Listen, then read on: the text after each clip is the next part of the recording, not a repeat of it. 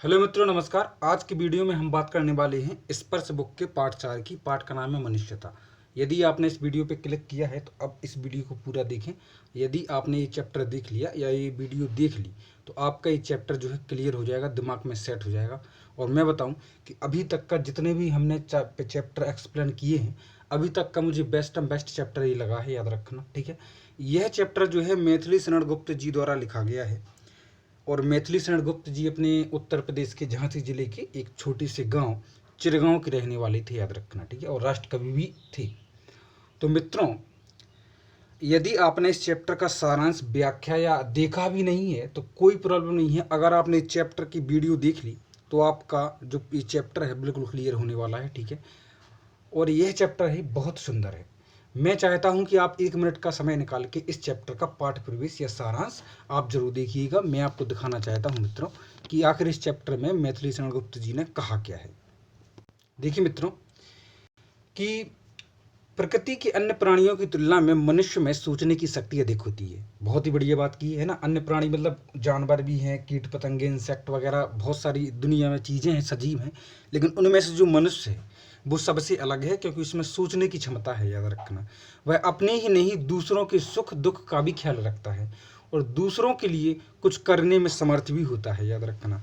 यदि देखो एग्जाम्पल भी दिया है कि अगर जानवर जब चारगाह में चरने जाता है तो केवल अपने लिए चर के आता है, परंतु मनुष्य ऐसा नहीं है। वह जो कुछ भी कमाता है तो कुछ भी बनाता है तो वह दूसरों के लिए भी करता है और दूसरों की सहायता से भी करता है, याद रखना, ठीक है। देखो आपने एग्जाम्पल अपने पेरेंट्स को देखा होगा, वो अपने लिए कम लेकिन आप लोगों के लिए ज़्यादा करते हैं ना, आपके बारे में ज़्यादा सोचते हैं। प्रस्तुत पाठ जो अपना पाठ पढ़ने वाले हैं हम, कि प्रस्तुत पाठ का कवि यानी मैथिली शरण गुप्त जी जो हैं, अपनों के सुख दुख की चिंता करने वालों को मनुष्य तो मानता है, याद रखना। अपनों की सुख दुख करने वाली नहीं, अपने मतलब अपने घर के, यदि आप एग्जाम्पल लें कि अपने घर के, अगर हम घर के लोगों की सुख दुख की चिंता करें तो उनको तो मनुष्य मानता है, परंतु यह मानने को तैयार नहीं है कि उन मनुष्यों में मनुष्यता के सारे गुण होते हैं। क्यों भैया कि अपनों की चिंता तो सब कोई करता है। आपने देखा होगा कि पशु भी है ना, एनिमल्स भी अपने बच्चों की चिंता करते हैं, याद रखना, ठीक है। आपने देखा होगा डिस्कवरी चैनल पर कि अपने बच्चों को बचाने के लिए कई जानवर जो हैं शेरों से भी लड़ जाते हैं, ठीक है। कभी केवल उन मनुष्यों को महान मानता है जो अपनों के सुख दुख से पहले दूसरों की चिंता करते हैं। अब ये पॉइंट आउट है, वह मनुष्यों में ऐसे गुण चाहता है जिसके कारण कोई भी मनुष्य इस मृत्यु लोक से चले जाने के बाद भी सदियों तक दूसरों को याद रहता है। भैया असली मनुष्य वही है। और जैसे आप एग्जाम्पल भी ले सकते हैं, हमारी महापुरुष हैं जितने भी देश की आज़ादी में जिनने अपना जो है बलिदान दिया है, उनको आज हम भी याद रखते हैं क्योंकि उन्होंने हमारे लिए वो बलिदान दिया है। कम उम्र में ही जो है शहीद हो गए, है ना, अर्थात वह मृत्यु के बाद भी अमर रहता है। आखिर क्या है भी गुण, ये हम इस पाठ में जानेंगे, है ना मित्रों। अब हम चलते हैं क्वेश्चन आंसर पर।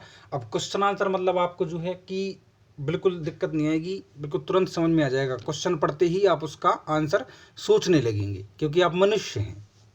देखिए मित्रों, पहला क्वेश्चन जो है वो कितना ईजी है कि कवि ने कैसी मृत्यु को शामृत्यु कहा है।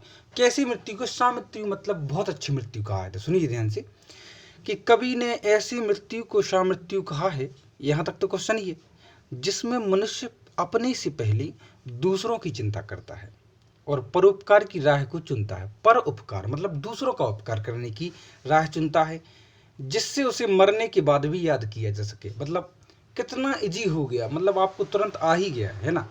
अब दूसरा क्वेश्चन कहा है कि उदार व्यक्ति की पहचान कैसे होती है। अब उदार व्यक्ति आप जानते हैं, उदार होता है जो दूसरों को जल्दी क्षमा कर देता है, दूसरों को आज्ञा दे देता है, इस प्रकार से, है ना।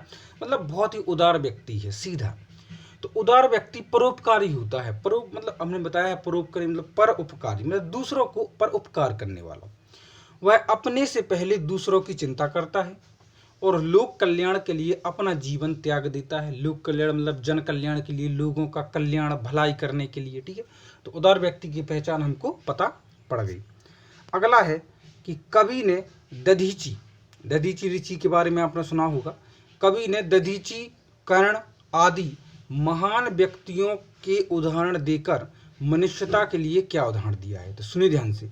तो कवि ने इस चैप्टर में दधीची, कर्ण तो दधीची ने अपना जो है क्या अपनी जो अस्थियों को त्याग दिया था, है ना। कर्ण ने अपने कवच कुंडल त्याग दिए थे, किसके लिए? मनुष्यता के लिए। तो सुनो ध्यान से कि कवि ने दधीची, कर्ण आदि महान व्यक्तियों के उदाहरण देकर मनुष्यता के लिए यह संदेश दिया है कि परोपकार करने वाला ही असली मनुष्य कहलाने लायक योग्य होता है।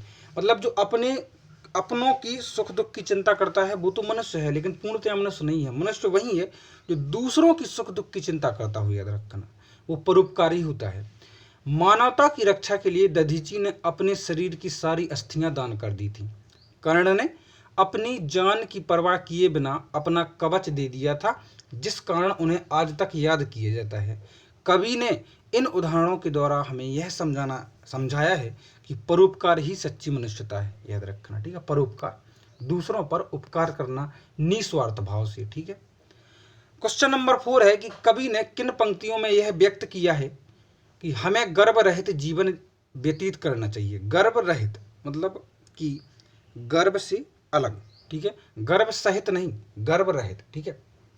तो सुनिए ध्यान से कि कवि ने निम्नलिखित पंक्तियों में हमसे कहा है कि हमें गर्भ रहित जीवन व्यतीत करना चाहिए, हमें घमंड नहीं करना चाहिए, अभिमान नहीं करना चाहिए। सुनिए ध्यान से कि रहो न भूल के कभी मंगाग तुच्छ वित्त में, सनात जान आपको करो न गर्भ चित्त में।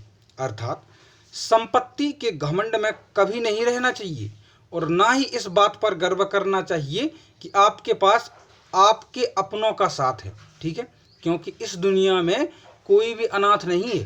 मतलब आप सोचते हैं कि हमारे साथ बहुत से लोग जुड़े हुए हैं, हमारे साथ हमारे घर के हैं या कोई भी है, और दूसरों के साथ कोई नहीं है जो अनाथ है, याद रखना। तो कवि के अनुसार इस दुनिया में कोई भी अनाथ नहीं है, क्योंकि इस दुनिया में सबकी गार्जियंस हैं, याद रखना। सब उस परम पिता परमेश्वर की संतान है, ईश्वर की संतान है सभी लोग। इस दुनिया में कोई भी अनाथ नहीं है, इसलिए कभी भी इस बात का गर्व नहीं करना चाहिए कि मेरे साथ मेरे अपने हैं, याद रखना। सभी लोग अपने हैं क्योंकि हम सब ईश्वर की संतान हैं। अगला है मनुष्य मात्र बंधु है से आप क्या स्पष्ट करते हैं या क्या समझते हैं, स्पष्ट कीजिए। मनुष्य मात्र बंधु है, सुनिए ध्यान से, अर्थात हम सब मनुष्य एक ईश्वर की संतान हैं, अतः हम सब भाई बंधु हैं, ठीक है।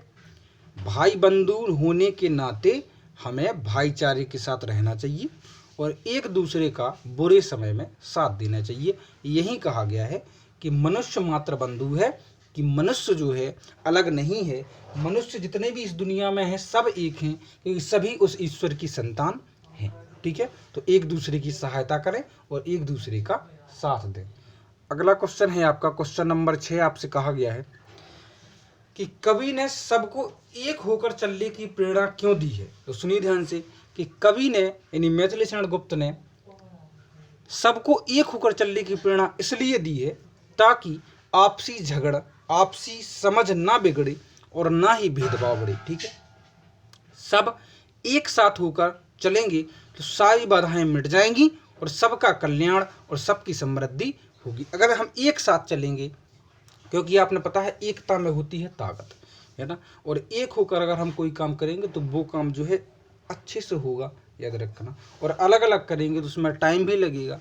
मतलब एग्जाम्पल के तौर पे मैं आपको बता रहा हूँ कि इस क्वेश्चन को आपको समझ में आ जाए कि कवि ने एक होकर चलने के लिए प्रेरणा इसलिए दी है कि अगर हम एक साथ चलेंगे तो आपसी समझ नहीं बिगड़ेगी और भेदभाव भी नहीं बढ़ेंगे, ठीक है। अब है क्वेश्चन नंबर 7वां, और क्वेश्चन नंबर 7 में आपसे कहा गया है कि व्यक्ति को किस तरह का जीवन व्यतीत करना चाहिए, इस कविता के आधार पर लिखिए। तो मनुष्य को परोपकार का जीवन व्यतीत करना चाहिए। कैसा? परोपकार का मतलब कि मनुष्य को जो है दूसरों का उपकार करने के लिए तैयार रहना चाहिए, याद रखना। दूसरों का उपकार। अब आप कहें सर उपकार क्या है, तो उपकार ये होती है सहायता, मदद, चाहे वो आर्थिक रूप से हो, व्यवहारिक रूप से हो, याद रखना, ठीक है। अपनों से यानी अपने से पहले दूसरों के दुखों की चिंता करनी चाहिए, है ना। व्यक्ति को इस तरह का जीवन व्यतीत करना चाहिए। केवल अपने बारे में तो जानवर भी सोचते हैं भैया। कवि के अनुसार मनुष्य वही कहलाता है जो अपनों से पहले दूसरों की चिंता करे, ठीक है। बहुत बढ़िया बात कही गई है इस चैप्टर में, ठीक है। असली मनुष्य वही है कि अपनों से पहले दूसरों की चिंता करे। जिस प्रकार मैं आपको ये वीडियो प्रोवाइड करा रहा हूँ, है ना, फ्री ऑफ कॉस्ट आप क्या कर रहे हैं, अपना जो है देख रहे हैं। लेकिन मैं आपसे चाहता हूँ कि आप सब्सक्राइब करें, मेरा उपकार करें, ठीक है, क्योंकि मैं आपका उपकार कर रहा हूँ, तो यही तो है भाईचारा।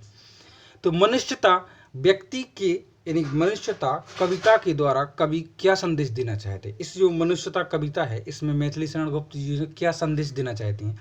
तो यह संदेश तो हर एक, मैंने आपको शुरू से ही बता रहा हूँ, हर एक क्वेश्चन में भी है कि संदेश क्या मिल रहा है हमको, कि एक साथ रहिए, परोपकार करिए, है ना।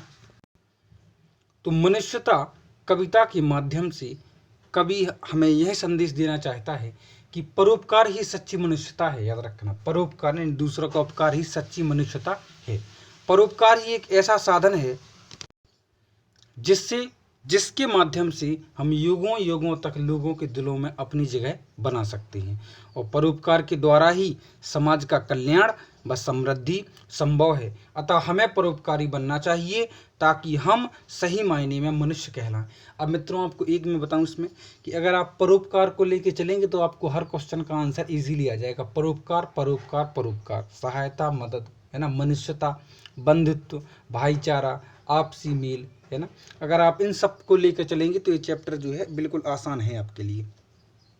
अगला क्वेश्चन क्या कहा गया है आपसे कि निम्नलिखित का भाव स्पष्ट करना है भैया, ठीक है।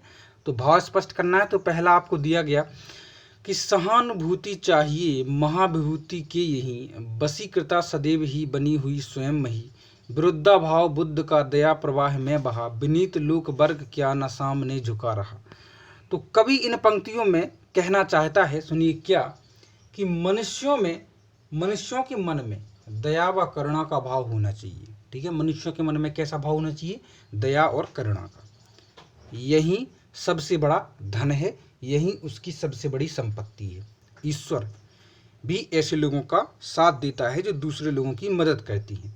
इसका सबसे बड़ा उदाहरण अगर हम लें तो महात्मा बुद्ध हैं, जिनसे लोगों का दुख नहीं देखा गया तो वे लोक कल्याण के लिए दुनिया के नियमों के विरुद्ध चली गई। याद रखना, इसके लिए क्या पूरा संसार उनके सामने नहीं झुका, अर्थात उनके दया भाव और परोपकार के कारण ही उन्हें आज याद किया जाता है। याद रखना, देखो कितनी बड़ी बात कही है ना। और उनकी पूजा की जाती है। और जितने भी परोपकारी व्यक्ति रहे हैं निस्वार्थ भाव से, जिनने लोगों की सेवा की है, आज हम उनकी पूजा करते हैं, ठीक है। आज हम क्या करते हैं, उनकी पूजा करते हैं, उनको महान व्यक्ति समझते हैं, जिनने, जैसे हम एग्जाम्पल में आपको जैसे भीमराव अम्बेडकर जी, है ना, उनने जो है अपने वर्ग के लोगों के लिए कितना कुछ नहीं किया। जैसे महात्मा गांधी ने निस्वार्थ भाव से देश की आज़ादी के लिए अपना जो है सर्वस्व निछावर किया, ठीक है। अपना जो है जीवन भर वो लगे रहे, उसमें लगे रहे। बहुत सारे ऐसे देशभक्त हैं जिनने निस्वार्थ भाव से देश की सेवा के लिए अपने प्राण तक निछावर कर दिए। तो उन्हीं लोगों को याद किया जाता है जो ये सब काम करते हैं, ठीक है। यही जो है इस भाव, इसका पंक्तियों का भाव है, ठीक है। अगला है आपका क्या, कि रहो ना भूल के कभी मंदाक तुच्छ वित्त में, मतलब ये हम पहले भी पढ़ चुके हैं कि कभी गर्व नहीं करना चाहिए अपने अंदर।